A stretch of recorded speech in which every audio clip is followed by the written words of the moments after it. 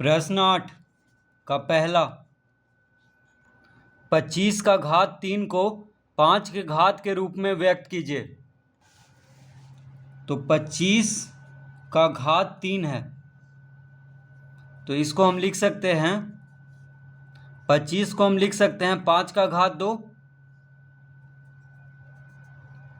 ठीक है, 25 को क्या लिख सकते हैं, 5 का घात तो 2, और 25 का घात 3 है, तो इस पे घात 3 दे देंगे। तो 25 किसका वर्ग है, 5 का, तो 25 को लिख सकते हैं 5 का वर्ग यानी 5 का घात 2, और 25 का घात 3 है, इसीलिए 5 का घात 2 और पूरा पे घात 3 दे देंगे। ठीक है, तो 25 को बस 5 का घात 2 लिख लिए हैं, कोई फर्क नहीं पड़ रहा है। अब देखिए, 5 का घात 2 है और पूरा पे घात 3 है, यानी घात पे घात है, तो घात पे जब घात रहता है तो घात को गुना कर लेते हैं। तो 5 का घात 2 गुना 3 हो जाएगा, यानी 5 का घात 6 हो जाएगा।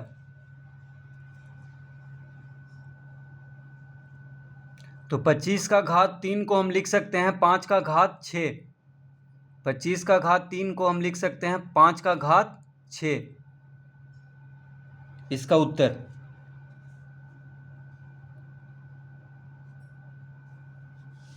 दूसरा,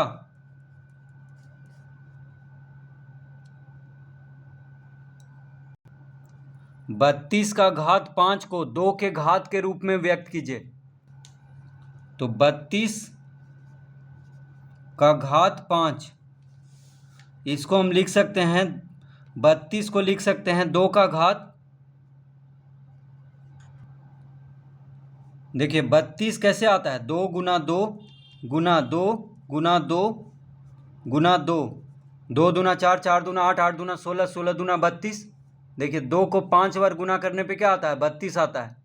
तो 2 के घात के रूप में लिखना है, इसीलिए 32 को हम 2 के गुणनखंड के रूप में इसको कर लिए पहले, 2 गुना 2 गुना 2 गुना 2 गुना 2, यानी 2 दूना 4, 4 दूना 8, 8 दूना 16, 16 दूना 32। 32 का घात 5 है, तो इस पे घात 5 दे देंगे। ठीक है, 32 को बस इस तरह से लिख लिए हैं, क्योंकि इसको गुना करने पे 32 आ रहा है। देखिए 2 दूना 4, 4 दूना 8, 8 दूना 16, 16 दूना 32।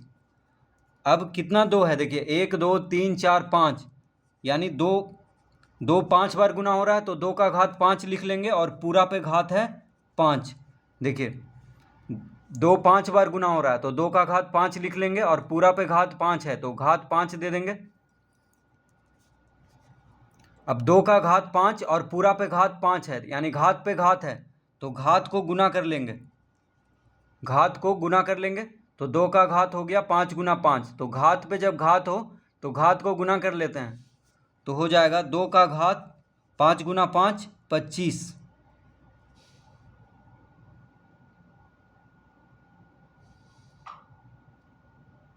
तो 2 का घात 25 हो गया।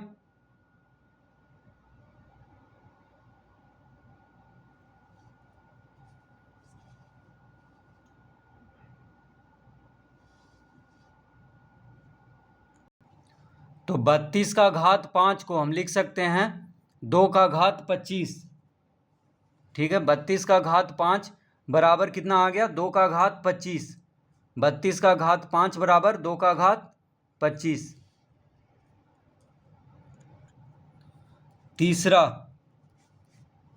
तीसरा है 81 का घात 4। 81 का घात 4 को, देखिए 81 का घात 4 को 3 के घात के रूप में व्यक्त कीजिए। ठीक है, तो 81 का घात 4 को 3 के घात के रूप में व्यक्त करना है। तो 81 को हम लिख सकते हैं 3 गुना 3 गुना 3 गुना 3, देखिए 3 तिहाई 9, 9 तिहाई 27, 27 तिहाई 81। तो 81 का घात 4 है, तो ये पूरा पे घात 4 दे देंगे। ठीक है, 81 को हम लिख लिए हैं 3 गुना 3 गुना 3 गुना 3, क्योंकि 3 तिहाई 9, 9 तिहाई 27, 27 तिहाई 81 होता है। तो 81 का घात 4, तो ये पूरा पे घात 4 दे देंगे। अब 3 कितना बार गुना हो रहा है, 1 2 3 4, देखिए 3 4 बार गुना हो रहा है, तो 3 का घात 4 दे देंगे। 1 2 3 4, तो 3 का घात 4 हो गया और पूरा पे घात 4 है। अब घात पे घात है, देखिए घात है 3 पे घात 4 है और पूरा पे घात 4 है, यानी घात पे घात है तो घात को गुना कर लेते हैं। तो 3 का घात 4 गुना 4 हो जाएगा, यानी 3 का घात हो जाएगा 4 चौक 16। तो 3 का घात हो गया 16 इसका उत्तर। तो 81 का घात 4 बराबर हो गया 3 का घात 16। तो इसको हम 3 के घात में बदल दिए हैं। तो 81 का घात 4 को हम लिख सकते हैं 3 का घात 16।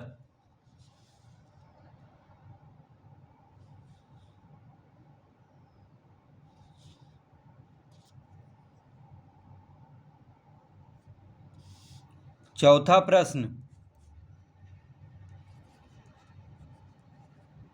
343 का घात 6। 343 का घात 6 को देखिए, 343 का घात 6 को 7 के घात के रूप में व्यक्त कीजिए।